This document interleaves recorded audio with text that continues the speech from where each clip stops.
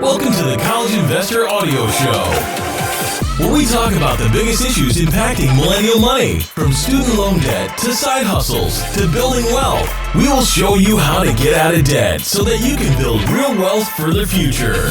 Hello, welcome to the College Investor Audio Show. So glad you're here today. Today we ask the question, and then we answer it.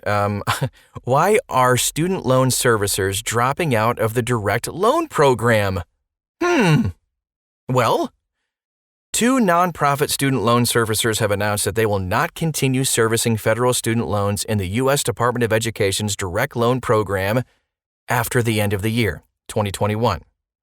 That was Fed Loan Servicing made their announcement on July 8th, 2021, and then Granite State Management and Resources, GSMR, made their announcement on July 20th, 2021. So, why are they leaving? Student loan servicers are dropping out of the direct loan program for several reasons, including cost, complexity, and the current and future lack of support from the U.S. Department of Education. When the loan servicing contracts were first issued over a decade ago, they were only modestly profitable to the lenders servicing the loans. The 2014 loan servicing contracts, for example, pay the lenders 45 cents to $2.85 per borrower per month, depending on the repayment status of the loan. The loan servicers are paid more when a borrower is current than when a borrower is delinquent, of course. The average servicing fee was about $2.04 per borrower per month before the pandemic, and it's about $1.16 per borrower per month during the pandemic. The 2009 contracts averaged about $1.88 per borrower per month. So the cost of servicing a loan has increased since then, in part because of significantly increased training, legal, and compliance costs. The direct loan program has become more complicated. The number of income-driven repayment plans has increased due to the addition of pay and repay. And there are many differences among the various income-driven repayment plans, including differences in the percentage of discretionary income, the definition of discretionary income, the length of the repayment term, the eligibility criteria, the payment caps, and on it goes. And also, whether and how much of the interest is paid by the federal government during the first 3 years and the remainder of the repayment term. It's complicated. Even just that one paragraph, I'm like, wait, what? And also, more borrowers applied for Public Service Loan Forgiveness, PSLF, than expected, including many ineligible and not yet eligible borrowers. Some borrowers were in the wrong repayment plans or the wrong loan programs altogether. Some borrowers did not work in a qualifying public service job, and then others yet have not even made enough qualifying payments. Some payment history information was not correctly transferred from previous loan servicers. Ugh. Hundreds of change requests from the U.S. Department of Education have added to the cost of servicing federal student loans in the direct loan program. The prospect of future servicing changes, such as the next-gen student loan servicing platform, may increase the loan servicing costs as the loan servicers are required to adopt their systems to interface with the new platform. It's only going to get worse, people. And all of this has served as a distraction from the nonprofit servicer's core public service mission. Any business activity engaged in by the nonprofit loan servicers must support their public service mission. Servicing loans in the direct loan program no longer contributes to that mission from a business or reputational perspective. Yikes. These nonprofit servicers will continue servicing private student loans and continue to operate state grant, scholarship, college planning, college access, FAFSA prep, and financial literacy programs. They just won't be servicing federal direct loans. That's all. Now here's the impact on borrowers. The announcements affect more than 10 million borrowers. This means that more than a quarter of the borrowers in the direct loan program will need to be transferred to a new student loan servicer. Headache? Can you say? That's the word of the day.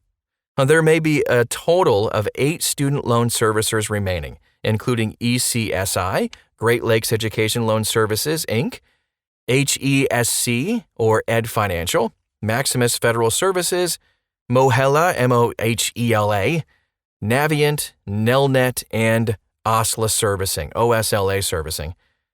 Great Lakes, Nelnet, and Navient service the most borrowers and may have the capacity to absorb a big increase in servicing volume.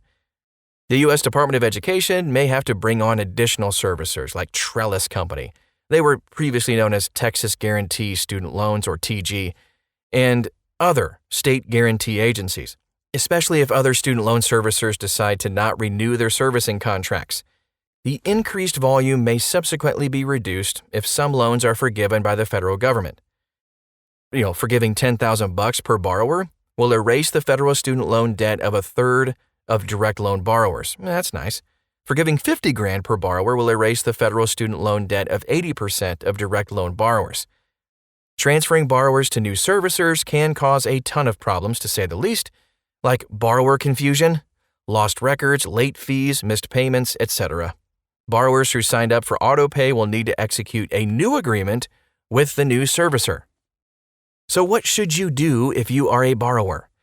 Well, first, you should confirm that your loan servicer has their current contact information, as the current and new loan servicers will be sending important information to the borrower during the transition. And also, you should save a copy of your payment history, correspondence, and also other student loan records, just in case some of your records are lost when your loans are transferred to a new servicer. Now, this is particularly important for borrowers in income-driven repayment plans and borrowers who are seeking public service loan forgiveness.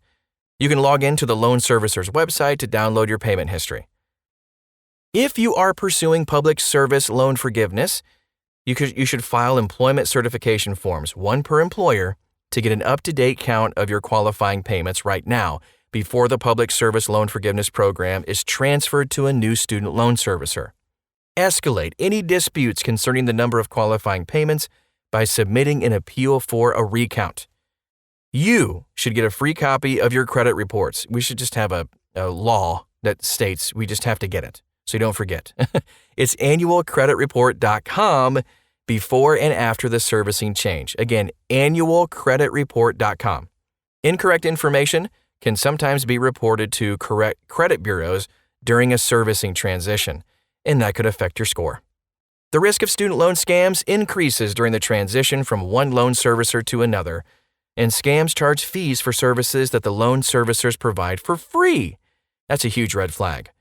You should be wary of any information that does not come from the U.S. Department of Education, your current servicer, or the new servicer, especially if you are asked to pay a fee. That is our show for today. That was a lot of information crammed into 7 minutes. So please reach out to us if you have any questions. You can also check out thecollegeinvestor.com. Type in the name of this podcast. You'll find this article. That way you can read it for yourself, and it might help to capture all the information.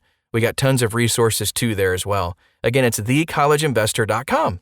Thanks for stopping by. We'll talk to you again real soon.